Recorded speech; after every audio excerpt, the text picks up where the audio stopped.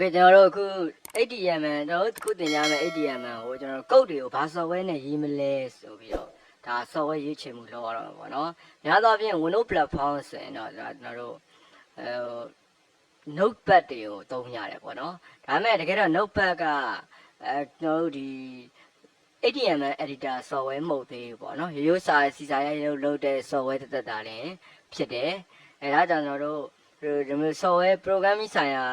သဘောတရားတွေသူတို့က bit အနေနဲ့ထည့်မထားဘူးပေါ့နော်အဲဒါကြောင့်ကျွန်တော်တို့ notepad plat note တစ်ပယ် plat ပေါ့ notepad plat ပေါ့ခါကြီးက notepad တစ်ပယ် plat ပေါ့အဲ software လေးနဲ့ကျွန်တော်တို့သုံးပြီးတော့ရေးမယ်အဲ့ဒီမှာတော့ကွာချက်ချက်တွေအများကြီးမြင်ရတယ်ဥပမာကျွန်တော်တို့ရိုက်တဲ့စာတွေမှားရင်မှားတယ်ကုတ်တွေမှားရင်မှားတယ်ဆိုတာကိုသူအယောင်လေးတွေနဲ့ပြပေးတယ်တွေ့ကျွန်တော်တို့တော်လေးအဆင်ပြေတယ်အဲ့ဒီ software တွေကဟုတ်နော် MSC သုံးလဲဆိုရင်တော့ဒါကျွန်တော်တို့ tag regular တွေပါသုံးအောင်ပါပေါ့နော်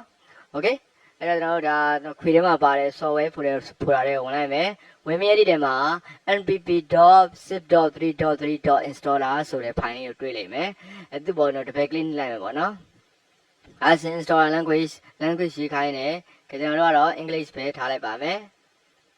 ဟုတ်ပြီနော်အဲ့ပြီး okay နှိပ်မယ်အဲ့ဒါ welcome ပေါ့နော် notepad plat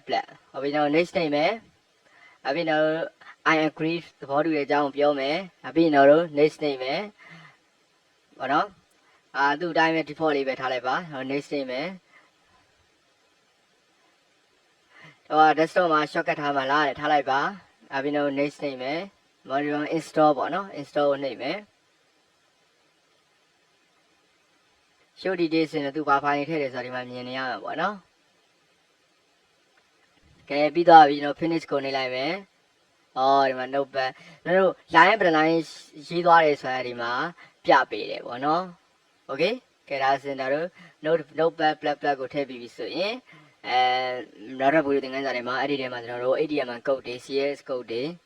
စသဖြင့်ရေးပြီးတော့သင်ကြားပေးတော့မယ် okay နော်